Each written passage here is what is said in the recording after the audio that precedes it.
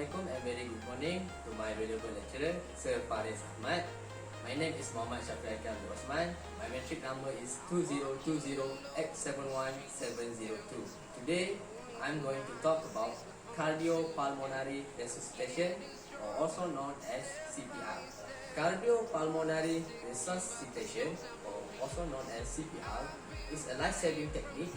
It aims to keep blood and oxygen flowing through the body when a person's heart and breathing have stopped. CPR can be performed by any trained person.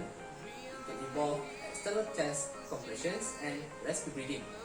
CPR performed within the first 6 minutes of the heart stopping can keep someone alive until medical help arrives. The old model was Dr. ABC, but the new model was Dr. CAB. So, I will show you how to do a CPR. Now, I will show you how to do a CPR. The first step is survey the scene. Make sure it's safe for you to reach the person in need of help. Make sure the environment is safe. Make sure there's no traffic, there's no fire, there's no dangerous animal around. And the second step is you need to check the person for responsiveness. Shake your shoulder and ask loudly, "Are you okay? Are you okay? Are you okay?" If the person is not responsive, seek immediate help. Call 999, our local emergency services, if the person is not responsive. You can also ask someone else to call. If you're alone and the casualty need a fast medical attention, then begin the CPR first. Next step is check the pulse. In order to determine if the victim's heart is beating, place 2 fingers on his carotid artery located in the depression between the windpipe and the neck muscle, or radial pulse at your wrist and apply slightly pressure for several seconds. If there is no pulse, then the victim's heart is not beating and you will have to perform the chest compression.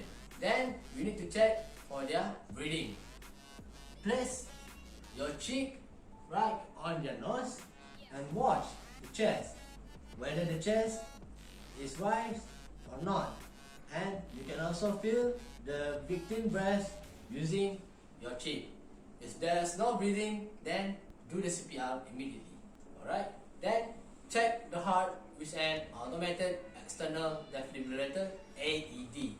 If an AED is readily available, use it to check the person's heart rhythm.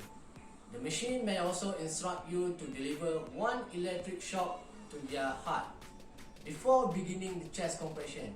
If an AED is not immediately available, don't waste your time looking for the device. Start chest compression immediately. Now, before you do the chest compression, you need to locate your hand position correctly.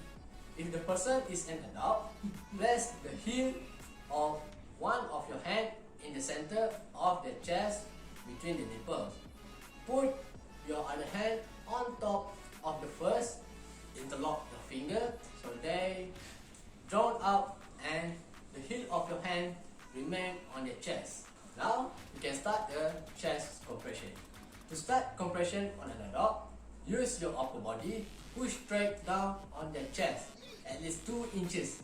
Perform this at a rate of 100 to 120 compression per minute. Allow their chest to recoil between compression. So 30 chest compression starts now. 1, 2, 3, 4, 5, 6, 7, 8, 9, 10, 11, 12, 13, 14, 15, 16, 17, 18, 19, 20, 21, 22, 23, 24, 25, 26, 27, 28, 29, 30 chest compression. Now the next step is you need to open the airway. Put the palm of your hand on the person's forehead and tip their head back.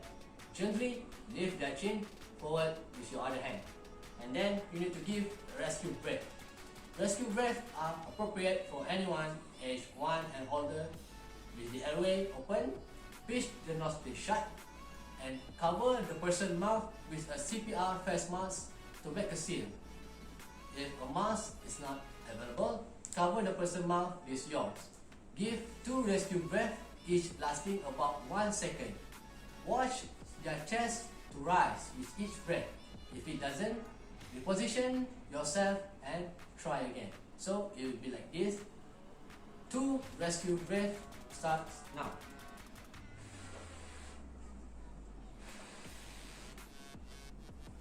Okay, so now you have done 30 chest compression and 2 rescue breaths, so that will complete 1 cycle. Continue alternating 30 compression with 2 rescue breaths for 5 cycles until the person begins to breathe or until medical help arrives. If the person still do not breathe after 5 cycles, 30 chest compression and 2 rescue breaths, then continue the cycle until you feel tired or until the medical help arrives. If the person begins to breathe, have him or her lie on the side quietly until the medical assistant is on the scene. So that's how you do the CPR. In conclusion, always call 999. If you forget your skills, they will talk you through it. Actually, call them whether you remember or not. The CPR is a life-saving skill. You never know when you will need the skill. Keep yourself certified and stay up to date and keep your skill sharp. Lastly, in any emergency, do not panic. If you cannot remember your skills, call 999. So that's it for today. I hope you guys enjoy and understand what I'm trying to share with you guys today. That's all for me. Thank you. Assalamualaikum. Have a nice day. Nice.